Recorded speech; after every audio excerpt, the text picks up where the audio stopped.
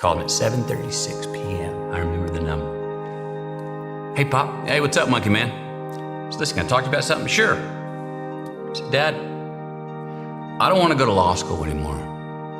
I want to go to film school. A little bead of sweat starts to go down the back of my neck. I'm like, here it comes. You want to what? I thought he was going to go into all this stuff about, like, my ass. You think I'm paying for that? You know, that could be a hobby, but you know, that's not a real job. I thought all this was coming. And after about a 5-second pause, he goes, I hear this. Are you sure that's what you want to do? Yes, sir. Then I hear, well, don't half-ass it. Man, my dad not only said okay, in the way he said don't half-ass it was also, okay, let's go, big boy. Own that. Put some leverage, get some horsepower behind where you're going. Go do it. If you're gonna do it, do it. Say what you can do what you say. If you can't do it, don't say you can do it. Don't over leverage yourself. Don't over leverage a decision and then jump in and kind of dip a toe. I think I'll try it out. No, think if you're gonna try it out beforehand, but when it's time to go, dive. Finish it, find out. Come out the other side. Don't leave it and go, ooh, if I just would, that keeps me up at night. I think it keeps a lot of us up at night. When you half something you just don't know, whether you failed or succeeded, got what you want or didn't get what you want, finding out and looking in the mirror and going, I didn't half it, I went all the way, I found out, and that ain't for me. Or I found out, and you damn right that is for me. That's a great place to get to. You ever had a gut feeling that maybe you were meant for more, but you weren't really sure what the next best steps were to achieve it? Me too. So what's your more? What's your destination? And I'm not talking about just more money or more things. I'm also talking about more love, more joy, more choice, more balance, more trust. What's your more? If life was nothing but green lights and we didn't have yellows and reds, things that make us pause, hardships, crises, times for introspection, then what the hell would it all be for? We need the yellows and the reds. That's how we evolve. That's how hopefully there's some ascension to our being. That's how we give some credit to time and growing older. If we were the same person today that we were 20 years ago, then what the hell are we doing? If anything, I would say to my 50-year-old self, go fail more. If anything, I would say to you, go fail more. Forget them. Those people on the sideline that are saying the thumbs down or calling you something or being snarky, they're on the sidelines for a reason. Hustle, hustle, hustle. Sleep was sin in my household. Sin. I saw my dad asleep one time in my life. If it was daylight, you couldn't be inside. There's a fierce sense of independence. 30 minutes of TV a night max. Mom would always say, why are you gonna watch someone doing something when you can go out in the world and do it yourself? Turn that damn thing off, get outside. Had to be outside. Like go, get out in the world, go hustle, figure it out. We all want more out of our life, don't we? More out of our relationships, more out of our careers, more out of ourselves. So look, it's time to renegotiate, right? Who we are and how we treat each other. It's time to re-engineer how we can get where we want to and need to go. It's time to restore what's worth keeping from our past and what's worth taking into our future. Life's mystery going forward, the science looking back. When you look back, we can all connect every single dot. It's mathematical, scientific how we got to this table right here.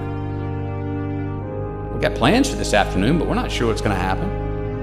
But everything looking back, it's all connected if we go back and look at it. And there's a whole lot of, I thought that was the end. Well, it was the end, but it was the beginning of this thing. Or I caught that red light and therefore made me 60 seconds later to get to that cafe where I met that movie producer or that woman who became my wife or whatever that is. It don't make sense at the time, but boy, looking back, it's all a science. You've got this great line where you say so many people are obsessed with how to live longer instead of how to live better. Yeah. Quantity, success without the profit. Ooh, how much more can I get? I'm for it, the longevity. I'm for it. But in the pursuit of it, are we measuring quality of life along the way? Some people aren't. I personally don't want to have the highest number, but then go, that wasn't any fun, or I didn't enjoy that, or that sucked. I'm just trying to remind everyone that just like in business, when I say success without the profit, we have plenty of people that succeed. If you got the most money, the most toys, you succeed. They didn't profit. They're not profiting with their success. Profit measures quality with the quantity. So I'm saying real success is when you have profit. Well, really great longevity would be for those quality years, quality time left in this life. What do you wish more people knew about the price of success in life? Well, success has taken on different definitions over time. It used to have to do, and now, money, fame, that's your definition of success. So it seems to be that, and always has been to some extent, whoever has more is most successful. More access, more money, you're the winner. I'm not saying it's a race to the red light, but I am saying the fourth quarter of that being your goal, the residuals decline on quality of life. I've met many more very rich men who chase that dollar to be successful and to be relevant for having the most money, that the last 15, 20, even younger years were bewildered, lost, had no relationships, didn't have purpose. Chasing the dollar, they just did it. They were good at it and made it happen, but they didn't feel what they were doing. They couldn't even necessarily say what they were really good at.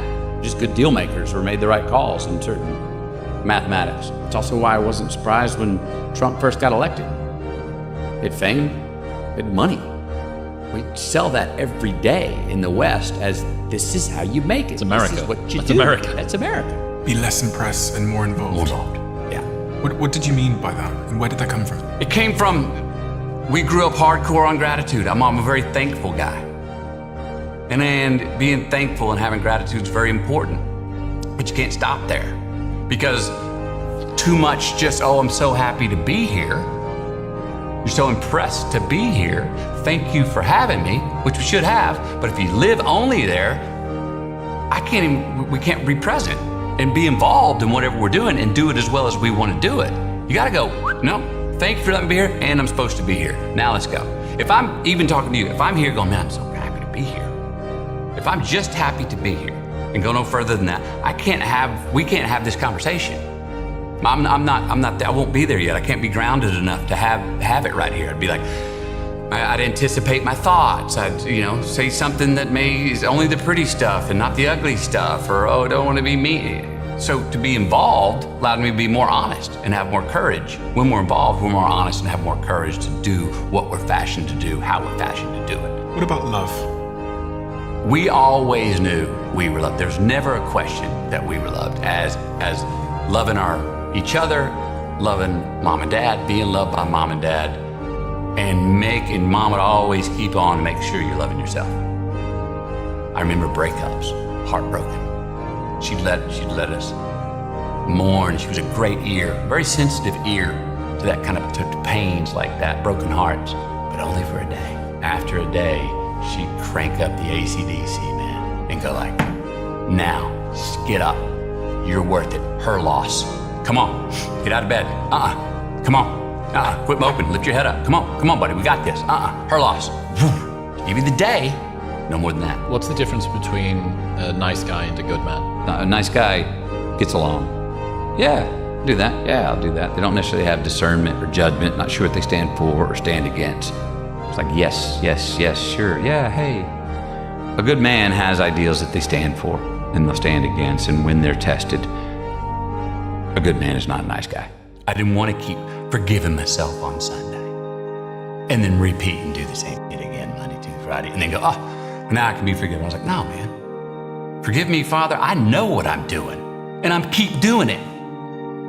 Cut the McConaughey. Quit giving yourself that out, that parachute, even though you may have it, even though word says grace of God will forgive you. Yeah, I need to strong arm myself, put my damn hands on the wheel, look in the mirror and go, it's on you.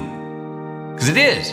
Happiness is an emotional response to an outcome. If I win, I will be happy. If I don't, I won't. It's an if-then, cause and effect, quid pro quo standard that we cannot sustain because we immediately raise it every time we attain it. See, happiness Happiness demands a certain outcome. It is result reliant.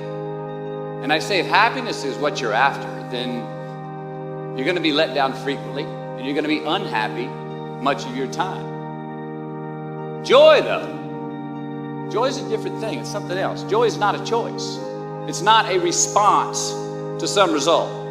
It's a constant. Joy is the feeling that we have from doing what we are fashioned to do, no matter the outcome. Now, personally, as an actor, I started enjoying my work and literally being more happy when I stopped trying to make the daily labor a means to a certain end. For example, I need this film to be a box office success. I need my performance to be acknowledged. I need the respect of my peers. All those are reasonable aspirations, but the truth is, as soon as the work, the daily making of the movie, the doing of the deed became the reward in itself for me, I got more box office, more accolades and respect than I ever had before. See, joy is always in process. It's under construction. It is in constant approach, alive and well in the doing of what we're fashioned to do and enjoying it. I think it's why a lot of relationships don't work. We make her Wonder Woman and she makes us Superman, and neither one of us can live up to it. And that we've got that bulb, that honeymoon bulb turned up to 100 watts, and the honeymoon's over. We're trying to deal with some real base stuff. Let's leave it at 20 watts. We're just lit, but we're not just feverishly, superhuman. And I think a lot of us just purport that on someone else, and they can't live up to it. It ends up not being fair to them. And then they do the same to us, and we both walk away going, I underwhelmed. And if you forgive me, and you believe that I mean I'm truly sorry, do my best not to ever do that again. If you believe that, and then you forgive me. First order of business is for me to change the behavior that I have so I don't have to come say sorry to you again. That I think we miss sometimes. That sometimes people go, I'm sorry, forgiven. Oh, cool, we're even. All right, back to it. And all of a sudden you're like, you did it again. Dude, have a little reward. I thought you were gonna course correct. I've got to course correct. The offenders, for the first order of business for the offender to go, I'm gonna do what I can not to have to say I'm sorry to you again. I think George Janko says every man knows God when he's at his lowest. That there are reliable times when people turn toward faith. And how many people turn at the end of their life? And I wonder, if there is a God, is that in the same way that, Catholicism could say sin all week, but if you meet it and you ask for forgiveness on Sunday, you're washed clean. Well, I see some people use that as a crutch and go right back to repeat offending. I've got a poem in here, going to forgive me, Father, for I know what I do. And I'm curious, is that okay? There's the forgive me, Father, for I know not what I do. Mm-hmm. And I'm writing about, well, forgive me, Father, there's times I know exactly what I'm doing, and I do it anyway. That was an error of volition, not accident. A choice I made. Yeah. Now, if I'm going to keep making that choice and be a repeat offender, I'm not ready to go, yeah, but if I ask for forgiveness on Sunday, I'm all clean. We can do it all again. I'm not ready to, I'm going, no, hang on. The buck's got to stop here. I say, what's better? I'm got a poem in here called Heaven or Not. I'm going to try and find it and see if this kind of half answers that question. Tomorrow is not today's measurement when the misery is bad enough, right? It's people forever. But if you can find something that you can keep going, something that no matter how small to look forward to and continually have faith in and chase, well, then your life here is gonna be better now, heaven or not. And I was like, time to become a man. Walk forward, peripheral vision, get it, own yourself, walk forward with more courage, and start becoming the man you wanna be instead of acting like it and putting it off. I'm nervous before I'm gonna go speak or something. I got a little thing in my wallet. You're gonna die one day, McConaughey. And I'm like, that relaxes me. If I'm going in, complacent, I got another note and tell myself, what you're about to say and do will outlive you, so you better do it well. If I said I can't, my dad's teeth would just start to go, excuse me? Sure you're not just having trouble? I remember this one time I was going out to do my chores Saturday morning, mow the lawn, and I couldn't get the damn lawnmower to start. Checked everything, couldn't get it started. I'm going inside, I said, Dad, can you help me? I can't get the lawnmower started. And he turned around, I saw his molars and went. And he got up, walked with me through the kitchen, through the garage, out the backyard, went to the lawnmower, messed around, pulled a couple things out, about 10 minutes, boom, cranked it. And And while the lawnmower was running right there, he came over to me and bent down and looked behind. He goes, "See, son, you were just having trouble." I think in life you want to be finding people that believe in you more than you believe in you, that hold you to higher standards. I think that's the definition of a good friend. I think that's the definition of a good partner, a good definition of a good husband, wife. That they remind us of the best of ourselves. They shine that light, remind us, because we do. I know I do. It gets put the blinds on it, and I don't see it. I'm interested in so many things that my hunch is to not take on more campfires, but to keep putting logs on the fires that I've built. And to do that, the clouds that come with fall, just nip ambition in the bud, just a little bit. And put a little bit of a roof. I'm not as big of a fan of the 30-foot vault ceiling. I like that 10-footer, that 8-footer. I feel ambitious looking laterally instead of initially. I'm looking for the dreams and the poems and the prayers to become the reality. And I like a little bit of shade. I gotta forgive that deed, that person for that deed. And again, not necessarily trust him, but do my best to forgive him. And that can take me a while. And I think who it takes me the most time to forgive the betrayal is me. When and if I betray myself, forgiving myself. Because we forgive too quickly, we dust resilient, we hop up and dust ourselves off and go, "Forgive you, let's do it again." We do become repeat offenders because we didn't take time to put ourselves or feel the guilt of the wrongdoing and pay a little penance to look at and go, "I don't want to feel this again. I don't want to do that action again to make myself feel this way. It doesn't feel like me. I don't want that person to have that sadness or anger with me again, or the world to have that sadness and anger from this deed. I don't want to feel that again." And that takes some pause to then go, "Now I forgive myself. Let's carry on and trust and be ready to do the work to say, we're not gonna just let that slide anymore. I'm successful. Got a home. It's got a gate. I got a security guard. I got 3 kids. I got a wife. All right, secure this. Keep that log on those fires going. That's the main thing, man. If you do that, there's nothing better you can do. Well, hang on a minute. You can do that, but you still need to engage. What, are you gonna become a live-in father? No. Kids need to see you go to work. They need to come with you to go to work. They need to see you and your mom going places without them. Engage in the world. Go find out some new things. Learn some new things. Whether that's the physical frontier or the mental frontier. Take more risk there. Why? Wait a minute now.